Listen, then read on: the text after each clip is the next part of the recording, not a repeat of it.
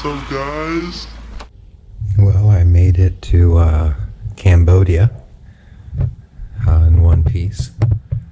I'm staying at the King Rock Hotel. Seems like a very nice place so far. And I've walked around the city of Siem Reap for a bit. Actually, about 4 hours worth of walking. That little antique store I was hoping to go to, it's no longer there, along with a myriad of other businesses that were there. I figured COVID devastated this city since it's a tourist city, and well, it absolutely did. It just demolished it. You can tell, and the people are even a little different. They're more pushy. The tuk-tuk drivers are pushier. The salespeople are pushier.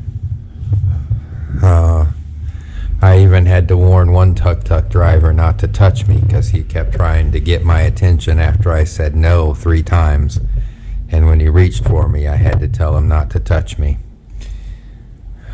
He got the picture, but you should never touch strangers. And if anybody knows me, then you know that, nah, don't touch me. Don't touch me unless invited. I'll never go to Pin and Pay again because a tuk-tuk driver reached out and grabbed me because I told him no, and he just wouldn't listen. When I was walking around the market, I came across a little place selling some silver jewelry and. Man, I don't know what it is with this camera turning off for no freaking reason, but it just does. Yeah, I came across this guy selling silver. He was a nice guy, effeminate and flirtatious with me, which I thought was pretty cute and pretty funny. And I noticed they had some silver chopsticks, and I was looking for silver chopsticks. I have been for a while. You can get them in the States, but they're about $100 a set. So I was curious what they sell for in Cambodia. And as I was looking at them, started talking about bracelets because I'm wearing silver. I'm wearing bracelets and rings and necklaces, and well, I'm at a silver shop, so he talking to me about it, trying to upsell. And nice guy, so I listened to him. I humored. We looked at bracelets and found one that I liked, and ended up spending money I shouldn't have spent, more than I should have spent, but I did get really, really, really good deals. I figured the way out of the deal, the chopsticks I was going to buy anyway. Like I said, they're about $100 in the States on Amazon and whatnot, and they wanted $25 for them for 90%. So, yeah, I was going to do that anyway. I wasn't even going to bother to bargain, maybe try to get 20 or something. But yeah, I figured the way out of the other stuff he wanted me. It did it again. It shut off again. Yeah, I figured I'd hit him with a price that they wouldn't take. So,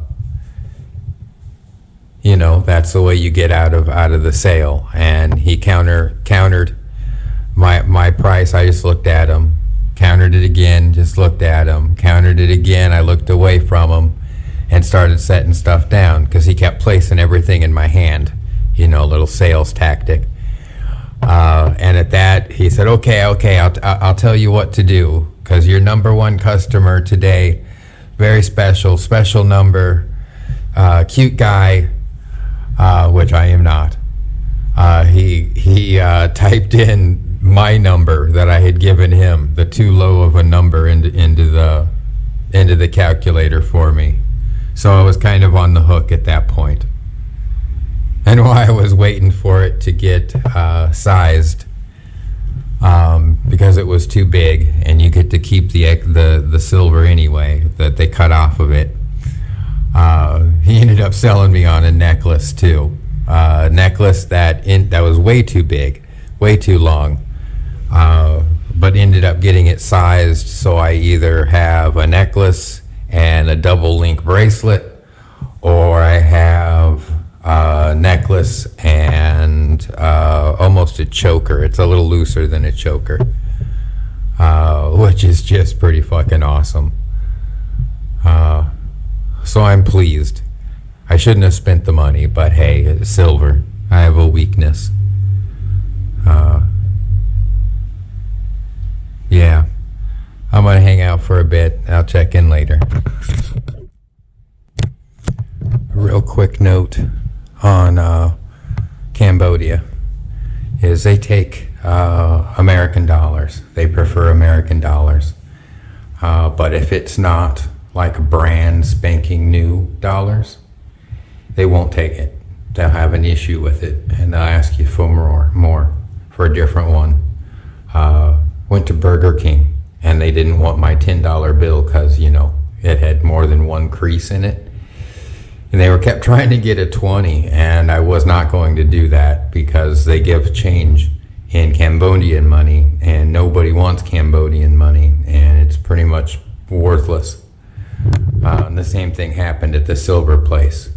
The money I gave him had one too many creases in it, so he asked me for brand new, and it's like that's about as new as it gets.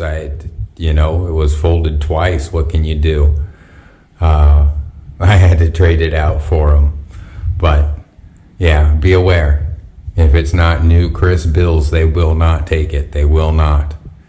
They'd rather have a credit card or something else. Oh, I wanted to mention this, and I keep forgetting. Both times, 3-4 times I've clicked this thing on. Siem Reap was hit so hard that even the Hard Rock that's here is closed. And there was a little shopping center next to it, almost like a strip mall, Cambodian style, and they gathered food vendors and other vendors outside every night, and it was a big hoop to do.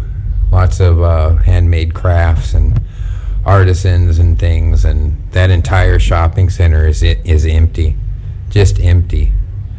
The Under Armour store is gone. There's 2 or 3 department stores in this one big building, and it's now empty and occupied by homeless. I can't believe how hard Siem Reap was hit. Well, I can. It is a tourist town, but that is lending for some good prices.